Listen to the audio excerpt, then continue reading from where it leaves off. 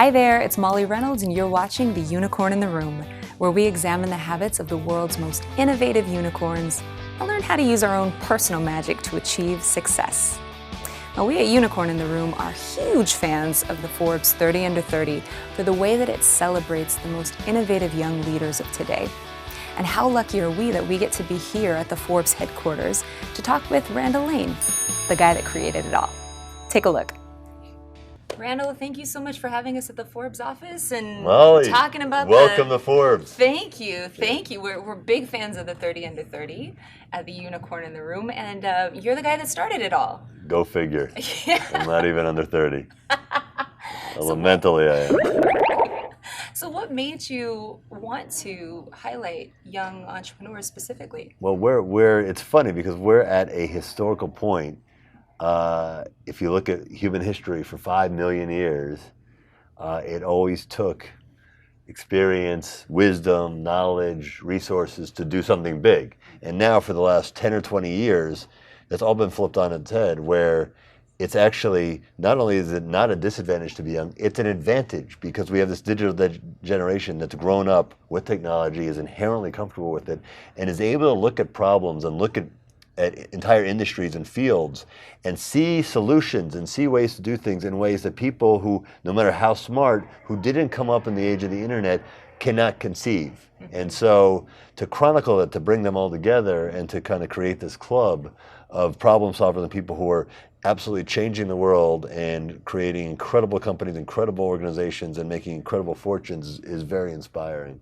Absolutely. And in the candidates this year, there's some really incredible people. Yeah. Are you allowed to tell us who some of these are yet? For who? For the class of 30 under 30? 2017? No. No, okay. No, well, you'll know in January. But we have 5 years of amazing people that that we can already build off. But we have literally tens of thousands of people who nominate, self-nominate, or get nominated. And it's a real winnowing process where we go from 10,000, and then because the 30 under 30, as you know, but maybe some of the viewers don't, it's 30 people in 20 fields. So it's actually 600 people each year. 600 people each year. Because, if you just did the 30 people and you do your Mark Zuckerbergs and your Stefan Currys, you'd have the obvious suspects. But to go in 20 fields and find the 30 great ones in energy, in social entrepreneurship, in education, in consumer tech, right, you're able to find incredible people you haven't heard of before that are doing great things, and time and again prove that we find them, and then within a year or two, they become household names. It's cool. Absolutely. What are these candidates doing that's different from everybody else? How are they getting on this list? It's a couple of things. One, it's Forbes, so we're always looking through an entrepreneurial prism. We're looking not just for, if somebody is a 26-year-old vice president of a big corporation, that's fine. But what we're looking for is that person who then spins out and says, I'm going to blow up this field and create great things by starting my own company. So we're always biased towards entrepreneurs, biased towards people doing things in a different way. So it's not even just a measure, quote unquote, of success, because there are lots of people who are successful kind of following a traditional path, but we're looking for the people who are the mavericks and the people who are looking differently at things. And so these are really people who have a lot. If you're looking for a common trait, it's for people who have moxie and people who have the kind of the fortitude to just try to do it themselves. Yeah, and that's a big thing. No matter what industry you're in, you have to have that specific characteristic. If you're going to be an entrepreneur, that's what it takes, because you're going to fail until you succeed. And it's the people that can overcome the failure, even at a young age. And they don't know everything. And in some ways that's okay. Sometimes you wind up, they're willing to take chances that people who have a mortgage or people that are burdened by what they've done before don't have. They can do things and be kind of clear about it and clean about it. And you started this 5 years ago? It was 5 years ago. 5 years ago. Do you see a difference in the candidates now than in the candidates 5 years ago? It's funny because it's every year, two things. One, the idea that being a young entrepreneur gets more and more accepted. I mean, again, we're looking for the past 10 years, it's become, when you see people coming out of school, nobody says, hey, someday I want to graduate, I want to go get a great corporate job. That's what I want. Right. They want to start their own company. Right. Now, it doesn't mean they do it, and most of them are smart enough to know that I can't do that out of college, or even I can't drop out of college. Some do, but I need to go and get experience a little bit, learn, and then spin out. But nobody's saying that's my goal to go get a job at IBM and work there 40 years. That's it. I've succeeded. Now, there have been generations where that was in the 1950s, the 1980s. Go work for a great company and climb the ladder and be successful. There's nothing wrong with that. But what we're looking for and what we've seen and what the times kind of call for is take control of your own life, be in charge of your own destiny. And that's what we're tapping into here. And the last question, if you could give one piece of advice to young entrepreneurs watching for success, what would it be?